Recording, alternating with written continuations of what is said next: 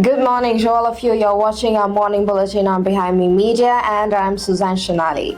So now we're starting off with local news. In a landslide victory, Mark Carney has been elected the new leader of the Liberal Party and is set to become Canada's 24th Prime Minister. Carney, the former governor of both the Bank of Canada and the Bank of England, secured an 85.9% of the vote, far ahead of Chrystia Freeland, Karina Gold, and Frank Baylis. Take a look. The next Prime Minister of Canada, Mark Carney, with 131,674 votes, resulting in 29,457 allocated points, representing 85.9% of the vote.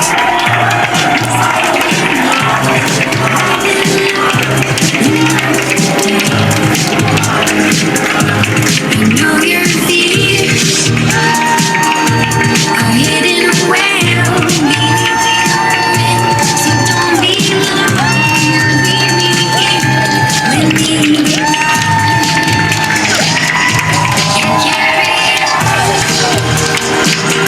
Now, despite not holding a seat in the House of Commons, Carney vowed to bring positive leadership to unite Canadians. In his acceptance speech, the 59-year-old declared, quote, "The Liberal Party is united and strong and ready to fight to build an even better country."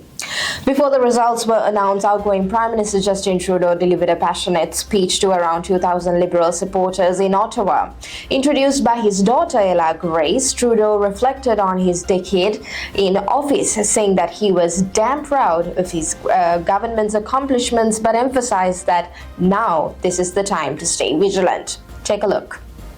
I'm looking forward to seeing more of him at home and less of him online.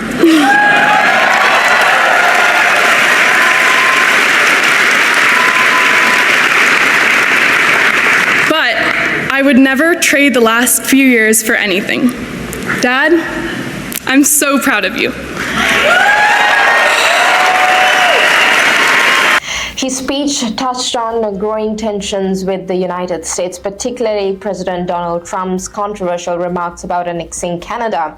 While initially dismissed as a joke, Canadian officials now say that the threat is real. As the transition process begins, Trudeau will remain in office for a few more days before handing over leadership to Carney. All eyes are now on how the new Prime Minister will navigate these challenging times. Now, on the other hand, Conservative leader Poilievre energized a crowd of 2,500 supporters in London, Ontario on Sunday, promising to put Canada first as the country prepares for its next federal election, which could be called as early as this week. Poilievre made it clear that he expects to face Mark Carney, the former Bank of Canada governor and Trudeau's advisor, in the upcoming race. He criticized Carney's close ties to the Liberal government, portraying him as part of the global elite with financial connections that could be exploited by foreign leaders like Donald Trump. Take a look. Hello, everybody.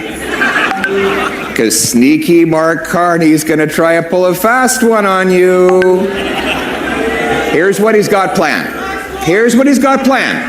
I'm making a prediction. Are you listening? Yes. Next week, he's going to hide the carbon tax.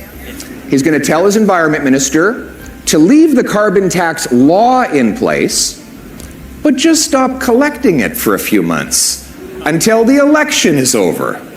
And then he'll bring in an even bigger shadow carbon tax. That's what his plan is. By the way, I didn't come up with that term. He did. He said, don't worry, it'll just apply on places like steel mills. He asked a journalist the other day, really, you won't pay any more.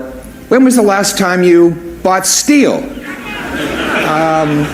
Did anybody come here in a car? Do you know the beams and the structure of this building? Do you think this roof would stand up if there was no steel in our walls, in our frames? Everything we have would come crumbling down if you remove steel. Carney admits that this tax would trickle down in higher automobile prices, but it's much worse than that.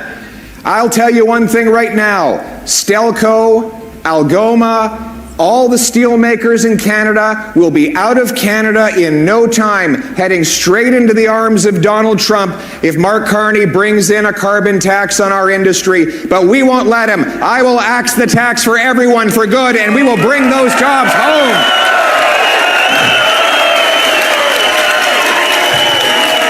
Focusing on domestic issues, Poilievre outlined his plans to cut taxes, tackle rising crime, address the opioid crisis, and fix the country's housing market. He vowed to eliminate the GST on new homes and push provinces to remove their own sales taxes, aiming to spark a major increase in home construction. The enthusiastic crowd frequently broke into chants as his wife, Aneda, also took the stage, emphasizing that his commitment to family values and grassroots leadership. Poilievre closed the rally with a vision of Canada as a country where hard work leads to prosperity, safe neighborhoods, and a strong national identity.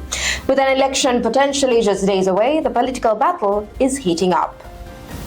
Now, U.S. tariffs on Canadian dairy and lumber may be delayed until next month, despite recent threats from President Donald Trump. On Friday, Trump warned that reciprocal tariffs on Canadian lumber and dairy could take effect within days. However, his top commerce official later stated that these tariffs will now wait until April.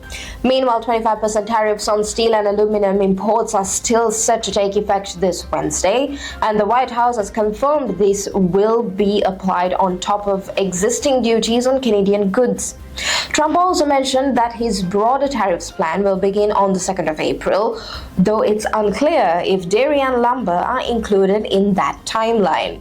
When discussing dairy tariffs, Trump claimed Canadian duties on U.S. dairy products reached 250%, without providing context or acknowledging that the U.S. also imposes tariffs on its own dairy industry. For now, the wait continues as both countries brace for potential trade tensions in the coming weeks. Toronto Police Chief Myron Demkiw is calling a mass shooting at a Scarborough pub an incredibly brazen act of violence. Investigators are still combing through the scene after 3 masked gunmen opened fire inside the Piper Arms pub near Scarborough Town Centre late Friday night. The shooters fled the scene and remain at large.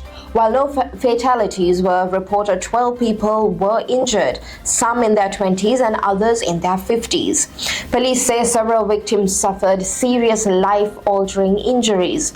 Initially, 6 were believed to have gunshot wounds, but the number has now risen to 7 after further examination. The rest were injured by flying glass. When pressed about a possible link to recent violence in the tow truck industry, Chief Demkiw declined to speculate, saying the investigation is still in its early stages. For now, police continues to search for suspects, urging anyone with information to come forward. Going into international news now, 15 Indian nationals who entered Sri Lanka under tourist visa have been deported for violating the country's immigration laws. These individuals had been involved in various activities, including working as carvers and participating in a propaganda campaign for a religious group in the Jaffna area. The group had entered Sri Lanka under free tourist visa issued at the Katunayake airport. Among them, 2 individuals were arrested for attempting to conduct a religious service in Jaffna aimed at curing diseases, which led to protests by local Hindu organizations. These 2 religious priests were deported to Chennai, India earlier on the 8th of March. In addition, 8 Indian nationals working as carvers in Jaffna and 5 others employed in restaurants were also arrested and deported via the Paleli airport. And finally, here's your weather update for the 10th of March 2025. After a stretch of winter chill, we're finally seeing signs of spring in the Greater Toronto area. Warmer temperatures are in store, making for a beautiful start to the new week. Monday's temperatures will range from a low of 1 degree Celsius in the morning to a much milder high of 11 degrees Celsius in the afternoon. It will be a clear and sunny day, perfect for getting out and enjoying the fresh air. However, it won't be completely calm. Expect high winds reaching up to 29 kilometers per hour, adding a slight breeze to the otherwise pleasant conditions. With no precipitation in sight and plenty of sunshine, it's shaping up to be one of the nicest days that we've seen in a while. Whether you're heading out for a walk, a drive, or just soaking up the sun, it's a great day to embrace the warmth. Spring may be not here yet, but this is certainly a preview of what's to come.